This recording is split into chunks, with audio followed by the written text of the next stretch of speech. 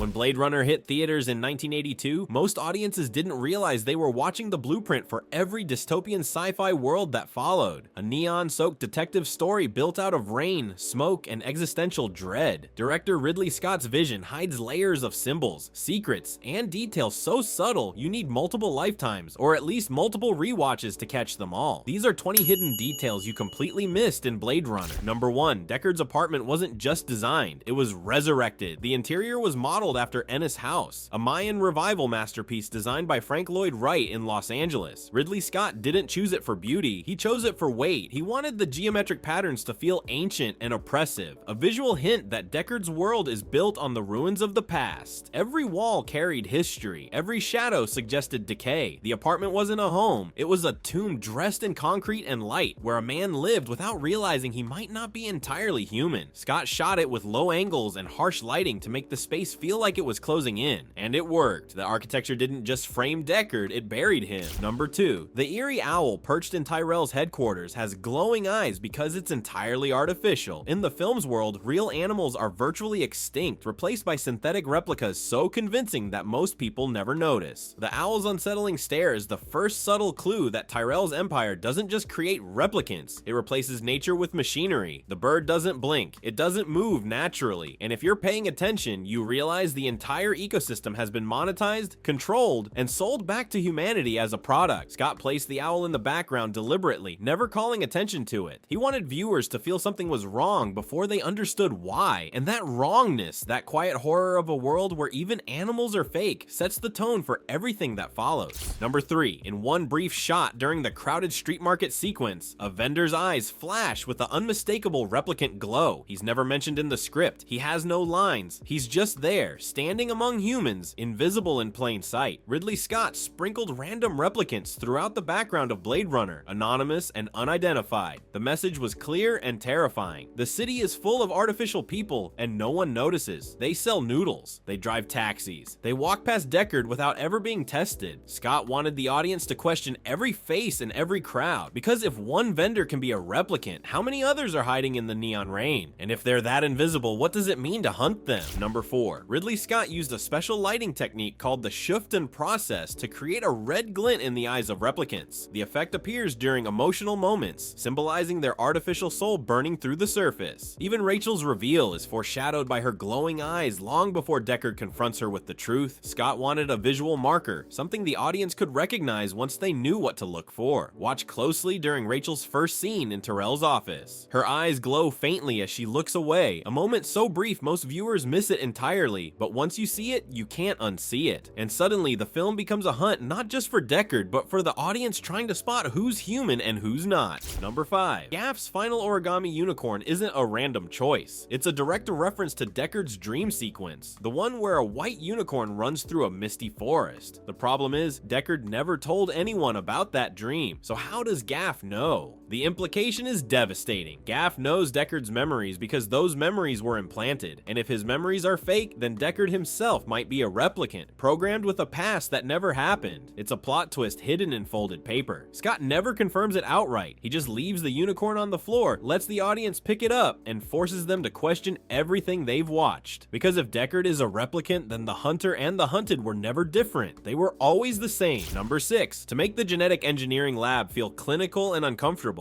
Ridley Scott kept the room at near refrigerator temperatures during filming. The actor's visible breath is completely real, and so was their shivering. Scott didn't use digital effects or post-production tricks. He just made everyone cold. The crew wore jackets between takes. The actors struggled to keep their hands steady, and that discomfort bled into the performance. You can see it in their faces, in the way they move stiffly through the space, in the tension that never quite releases. Scott wanted the lab to feel like death, and the easiest way to do that was to make it feel like a morgue. Cold, sterile, and suffocating. The kind of place where life is manufactured, not born. Number 7. Jorah's snake, the one she uses in her exotic dance routine, has a serial number etched into its scales. It's visible only in close-up, a tiny detail most viewers never catch, but it's there, stamped into synthetic skin like a product label. The snake is another artificial creature, another sign that in Blade Runner's world, even exotic dancers can only afford synthetic pets. Scott filled the film with these quiet world-building touches, details that weren't explained in dialogue but enriched the universe.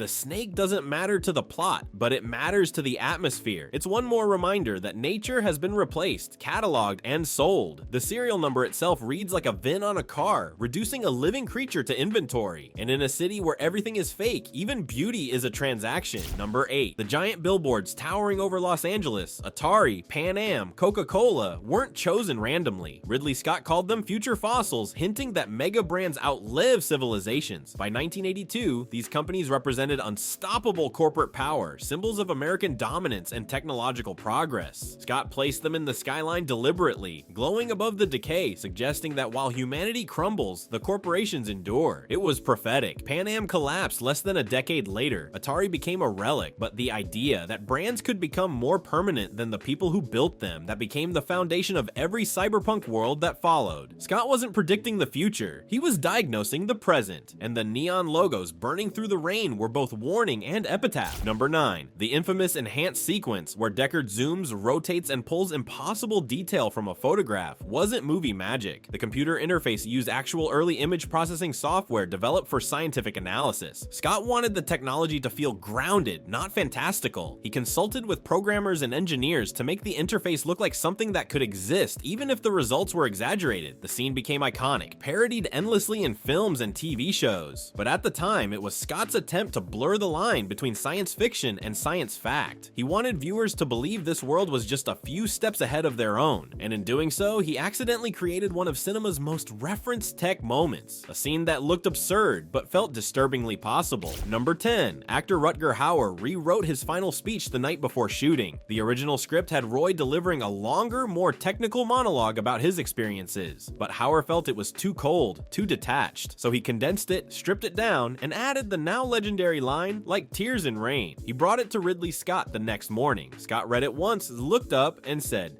"Do it."